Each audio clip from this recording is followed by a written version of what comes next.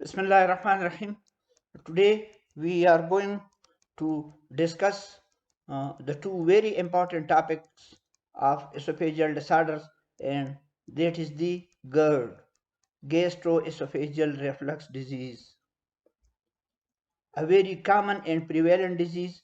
And what happens in GERD, that the persistent and prolonged regurgitation of acidic stomach contents through the lower esophageal sphincter into the esophagus cause chronic irritation and inflammation of the esophagus. The second topic that we will discuss today is the Barrett esophagus.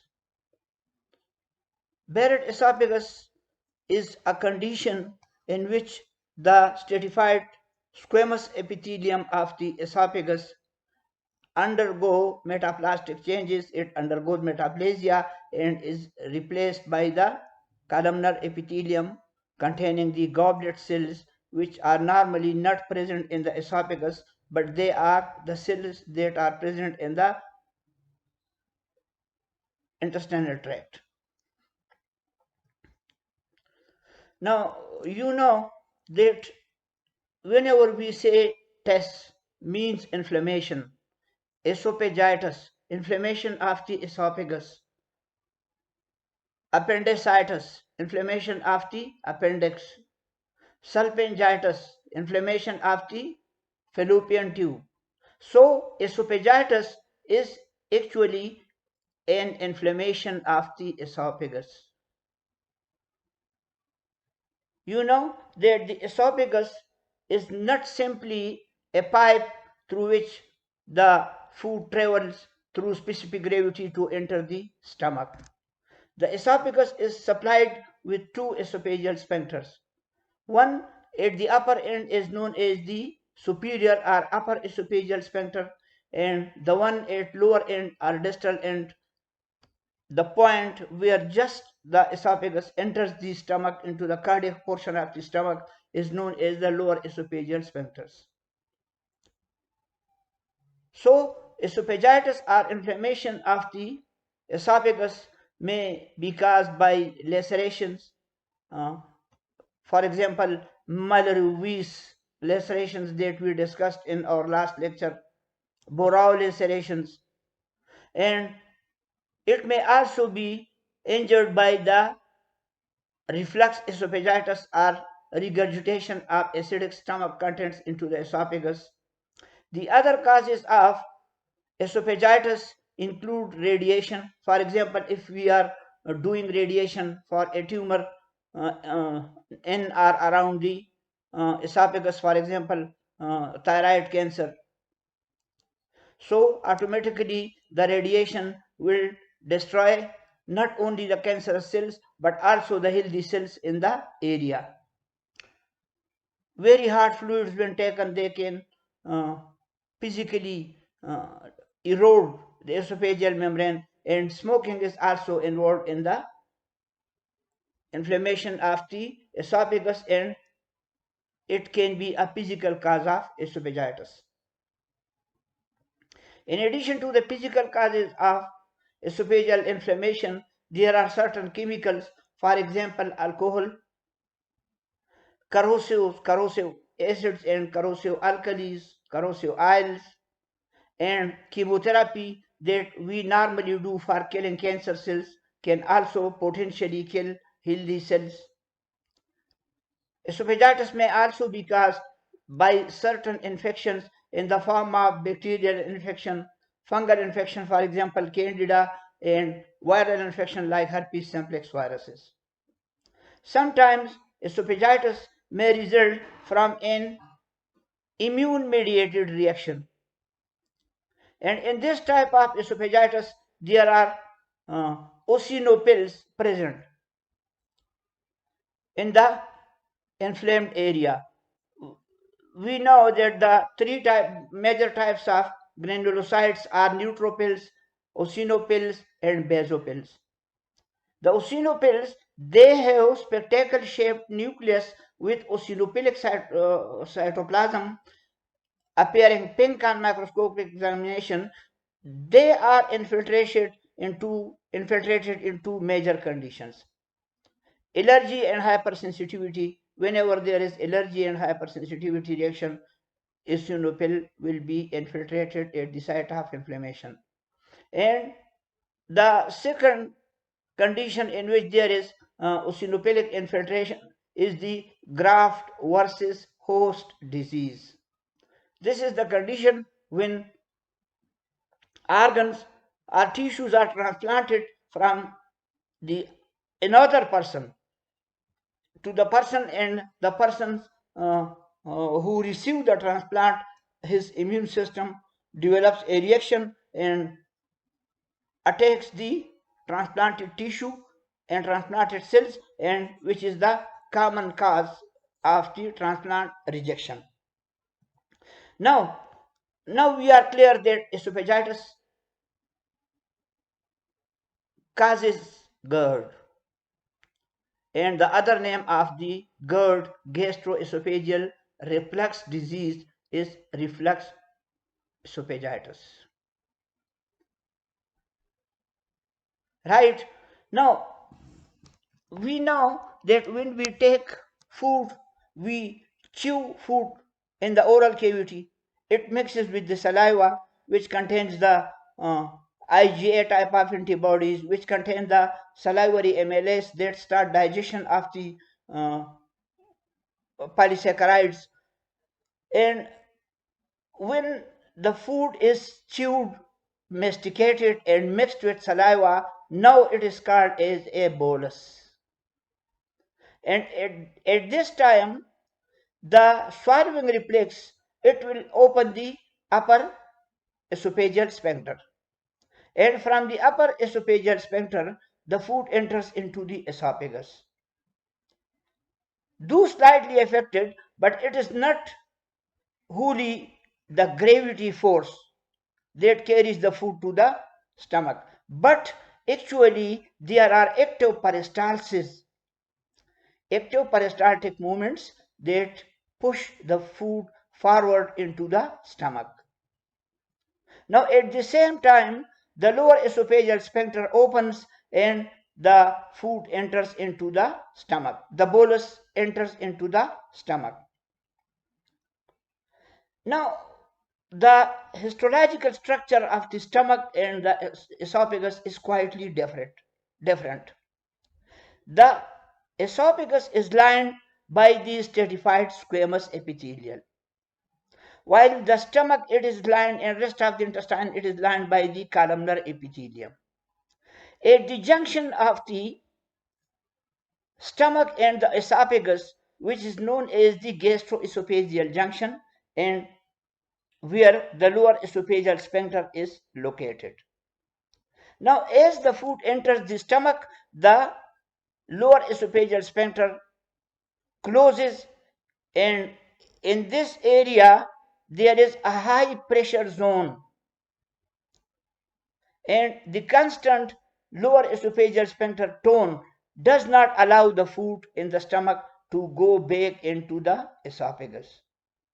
However, esophagus has another defense mechanism which play a minor role, that the submucosal glands situated in the esophagus, they secrete mucin and bicarbonate.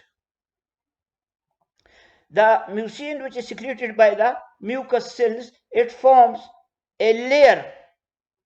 It forms a layer on the esophageal mucosa, and it cannot be penetrated by acids. And if a small amount of acid escapes even though into the esophagus, it will be neutralized by the bicarbonate HCO3. Regurgitation normally happens in all people. At least one may experience light regurgitation and regurgitation of acidic contents, which may result in heartburn. But if it is persistent and chronic, it will cause reflux esophagitis or gastroesophageal reflux disease. The stomach contains various cells including parietal cells that secrete hydrochloric acid.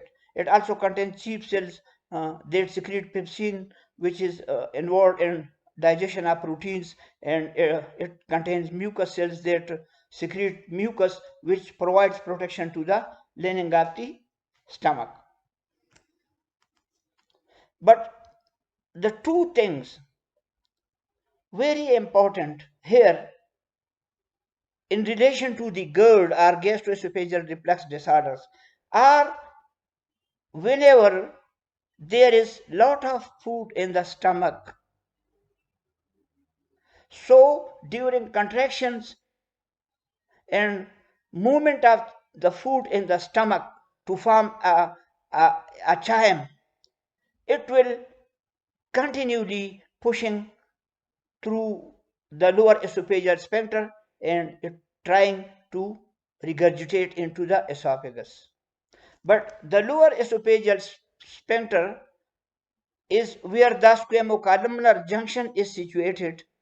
It will remain under high pressure and it will not allow food to go back into the esophagus from the stomach.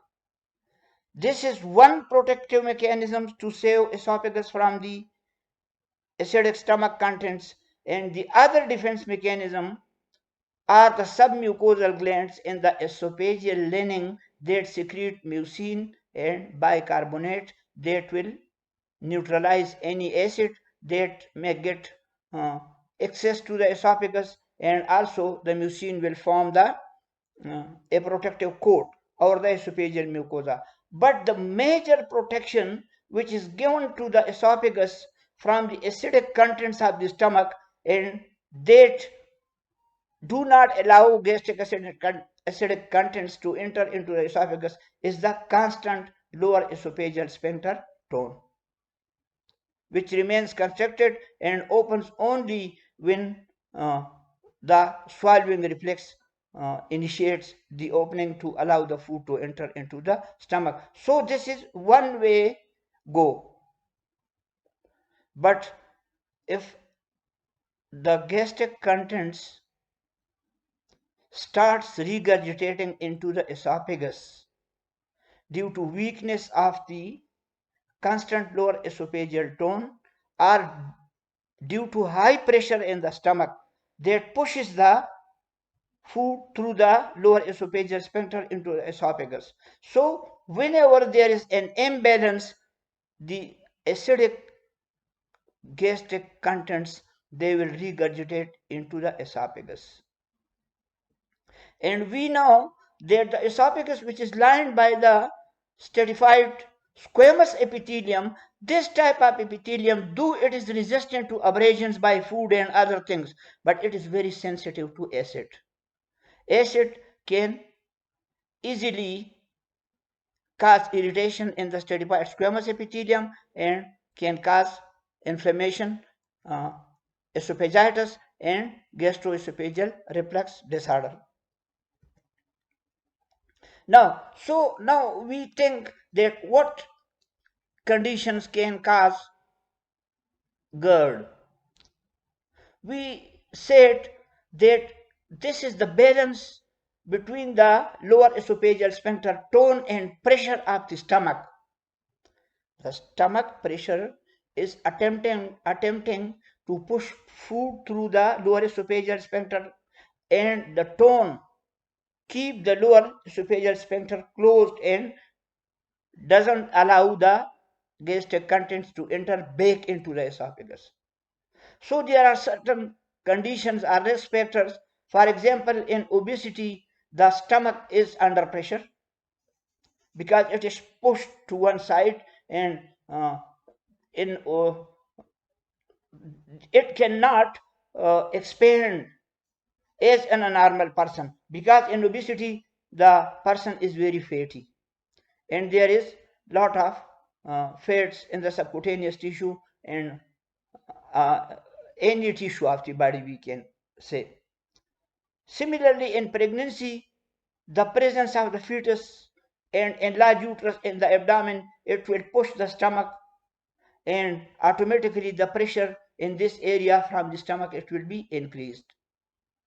Hiatal hernia is a condition in which the esophagus, which passes through the muscular diaphragm to join the stomach, the cardiac end of the stomach. And this diaphragmatic hiatus, which is composed of diaphragmatic crura, separates the abdomen from the chest cavity. But if these diaphragmatic crura becomes weakened, what will happen? That a portion of the stomach, it will protrude back through the weakened portion of the muscular diaphragmatic crura into the thoracic cavity. So either the pressure in the lower esophageal sphincter is decreased, or the abdominal pressure is increased.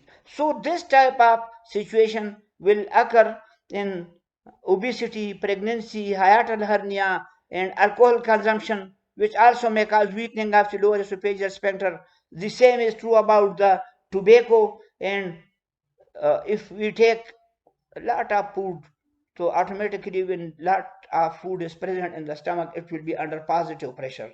And sometimes the stomach, which push the food through the pyloric sphincter to the duodenum or small intestine, if there is some problem that the pyloric sphincter doesn't freely allow the food to the duodenum or first part of the small intestine, or if the stomach contractions are poor and there is a delayed gastric emptying, so when the stomach doesn't become empty properly, so food will remain in the stomach and it will exert here a positive pressure that will pressurize the lower esophageal sphincter at the distal end of the esophagus. And what will happen, that the gastric contents, they will get regurgitated, and this reflux of gastric contents into the lower esophagus is the major component of the gastroesophageal reflux disease. Now itself, the GERD may not be so problematic and it may not be causing very problems, but it is associated with certain types of complication. But as I said, that the stratified squamous epithelium lining the esophagus, it is resistant to pressure, food, and abrasions, but it is very sensitive to the acid. And since the gastric contents, they contain lot of acids, they can easily cause irritation, and the irritated and inflamed part of the esophagus may slough off and result in the formation of the esophageal ulcers. The patient with esophageal ulcers may vomit blood, a condition known as the hematemesis. And some blood, it will go into the gastric contents and will travel through the rest of the intestine. This blood will be acted upon by various bacteria and enzymes in the intestinal tract, and it will cause black colored tarry stools. This condition is known as the melena. Hematemesis is the blood in the vomitus, and melena is the blood in the stool. Moreover, you know that whenever there is chronic inflammation, healing will occur. And if the chronically inflamed ulcerated areas in the esophagus, when they heal, there will be the formation of fibrous tissue in those areas. And when fibrous tissue is found, it will lead to structures and adhesions. Structures and adhesions, and that will cause having their own complications. For example, narrowing the esophagus, tilting the esophagus, and so. But major to all of these complications is that the Barrett esophagus is commonly the result of chronic and persisting GERD. Chronic and persistent regurgitation of the gastric contents into the esophagus cause the stratified squamous epithelium of the uh, esophageal lining or esophageal mucosa to undergo metaplasia. And this metaplastic conversions occurs where the stratified squamous epithelium is replaced by the columnar epithelium of the intestinal type, which also contain um, cells that secrete mucus, known as the goblet cells. Now, pathologically, if we recall that the esophagus is composed of inner layer mucosa, which is further subdivided into muscularis mucosa and lamina propria, the basement membrane on which the epithelial layer is the lining. Then the submucosa, which contains areolar tissue and the Meissner plexus of the intestinal nervous system. Then the inner circular and outer longitudinal layer, and in between the two is the mesenteric plexus, and the outer connective tissue layer is known as the adventitia. This is the same layer that, when present below the diaphragm in any of the gastrointestinal organ, we say it as the serosa, because in the intestine there is peritoneum, and this is the peritoneum which forms a type of supporting tissue around the contents of the gastrointestinal tract below the diaphragm, and it is composed of mesothelial cells in the form of visceral and parietal epithelium. But since the most of the esophagus, it lies in the thoracic cavity, so it is not surrounded by the peritoneal mesothelial cells. Instead, it is surrounded by the connective tissue uh, layers known as the adventitia. So in GERD, when we see through endoscope, we introduce an endoscope into the patient, and here we see. So in simple GERD, the morphological changes are not so specific. We may see hyperemia due to excessive vascularization of the area, and we may also see some unremarkable mucosal histologic changes, but we can't make any diagnosis on the basis of these non-specified changes. If the disease becomes more significant, we may see here the eosinophils. Beta-eosinophil is one of the three granulocytes: neutrophil, eosinophil, basophil, and also the granulocytes are the mast cells. So two conditions that we have discussed are very important and associated with infiltration by the eosinophils. And these conditions are the allergy, hypersensitivity, for example, bronchial asthma, and the other immune mediated conditions, for example, the graft versus host disease, in which the persons who receive the uh, transplant develop immune reactions. So in GERD, chronic persistent GERD, we may see some eosinophils. And if we see neutrophils there also, it will indicate a more serious condition. Moreover, under the microscope, we may see hyperplasia of the epithelium. By that we mean that the epithelial cells, they become hyperplastic and the epithelium becomes thickened. So what happens that the lamina propria, which is the basement membrane, it becomes a little more elongated, and the mucosa may form papillary projections, and these papillary projections, they may extend as upper third of the uh, uh, epithelium, uh, stratified squamous epithelium.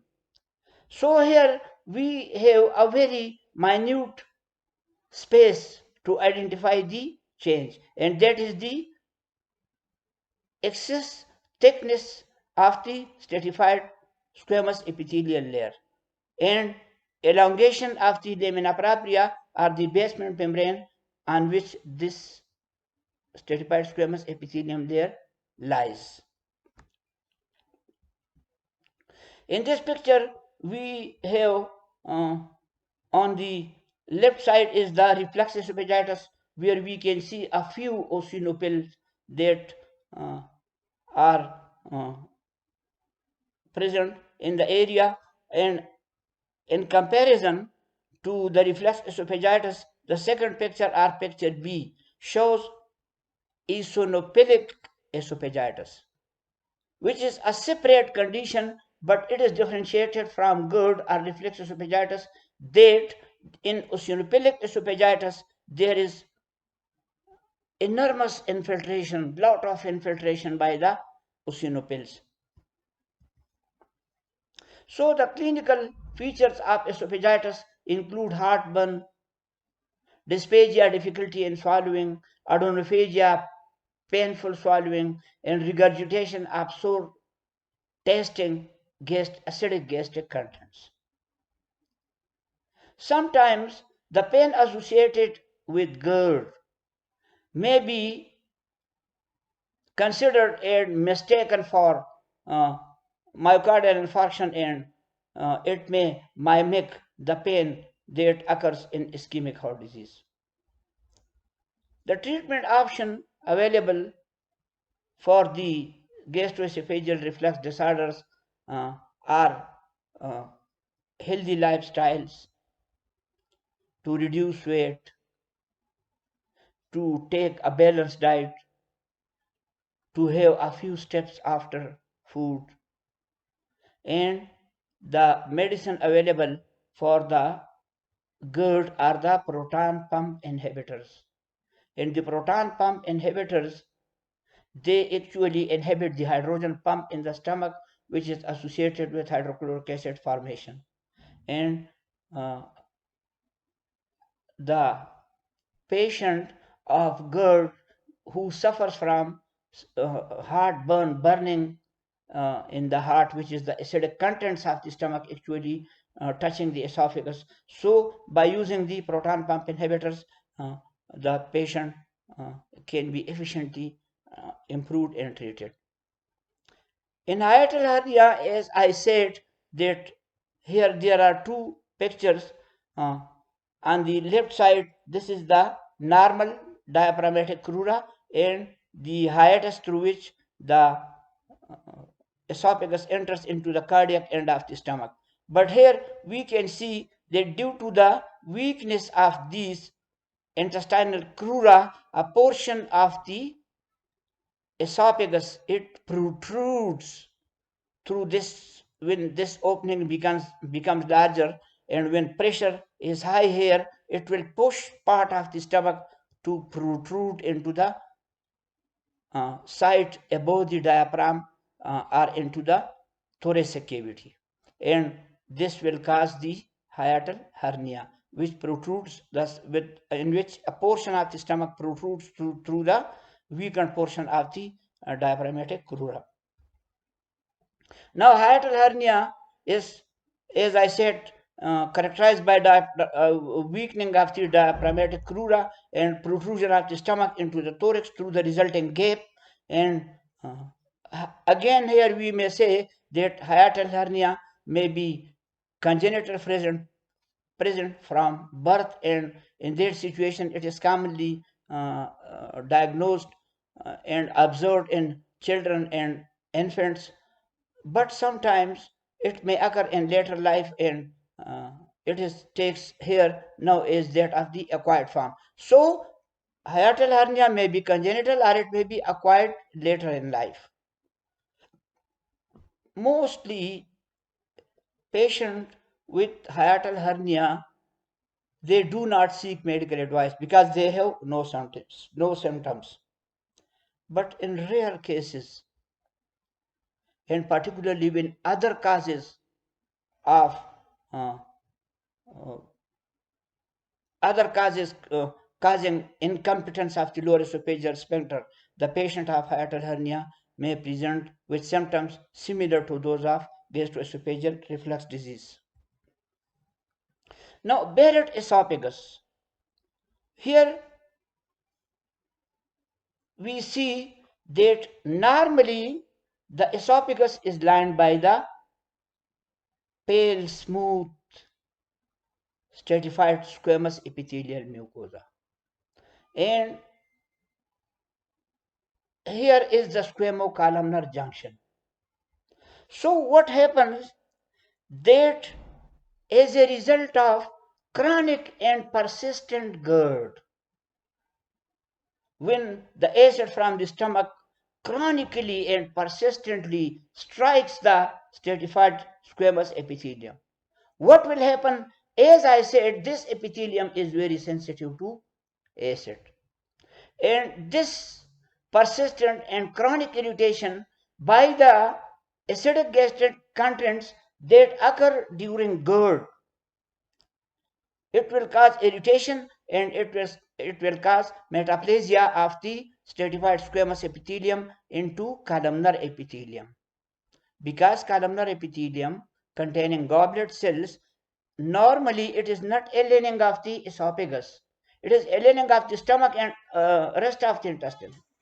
But here what happens that the stratified squamous epithelium of the esophagus, it becomes columnar epithelium containing the goblet cells, and this we say is the intestinal metaplasia because intestinal type of cells come to lie in the esophagus. And in this picture you can see that here we must had stratified squamous epithelium, but it is replaced by the columnar epithelium. The Barrett esophagus, which results from the metaplasia of the squamous epithelium into columnar epithelium, it can cause irritation, esophagitis, and ulcer formation can occur in the irritated esophageal mucosa, and in chronic conditions when healing occurs, it can cause strictures. But here the thing which is of major concern, the major complication, is the Barrett esophagus provides a fertile field for the adenocarcinoma of the esophagus. So here we are much more worried about the adenocarcinoma of the esophagus, not of the Barrett esophagus itself, because the person with Barrett esophagus is at increased risk of adenocarcinoma of the esophagus. But here one thing very important that I want to mention, that not each and every person of Barrett esophagus will go into the adenocarcinoma of the esophagus. So it is Barrett esophagus is the intestinal type of metaplasia which occurs in the stratified squamous epithelium of the esophagus, and it will contain the components of the intestinal columnar epithelial cells. For example, it will contain the goblet cells, which are mucosecreting cells, and normally they are not present in the esophagus and are present only in the lower gastrointestinal tract. And the major cause of the Barrett esophagus is the long-standing gastroesophageal reflux disease. And the major problem, complication, and the major concern in the Barrett esophagus is the development of the adenocarcinoma. And sometimes the Barrett esophagus may cause strictures and ulcer formations in the metaplastic lining of the esophagus. Here you can see the top left is the normal lung, normal esophagus, normal stomach, and normal gastroesophageal sphincter. But in the left lower picture, you can see that the lower esophageal sphincter has become incompetent. Right? It doesn't close so tightly, or the pressure in the stomach is so high to overwhelm the defense force of the lower esophageal sphincter. And here in this condition, the acidic gastric contents, they continually regurgitate into the esophagus. And when this acid continually irritate the squamous epithelium in the esophagus, it will cause metaplasia. And here in the picture on the right, you can see that this stratified squamous epithelium that should be present up to the lower esophageal sphincter, but this area has undergone metaplasia and is replaced by the columnar epithelial cells of the intestinal type. In this picture, we can see that the normal gastroesophageal junction, which is the squamocolumnar junction, and which is zigzag or Z-line, zigzag shaped, but here in Barrett esophagus, you can see that the zigzag structure has extended from its normal limit and has involved the esophagus.